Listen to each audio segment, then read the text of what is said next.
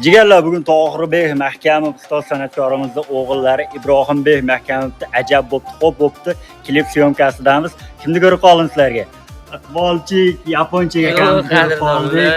Qo'shiqni ham birga bir aytadigan Tohirbek Mahkamov ustoz san'atkori bilan birga bir aytadigan Iqbolchik, Yaponchik bo'ladi.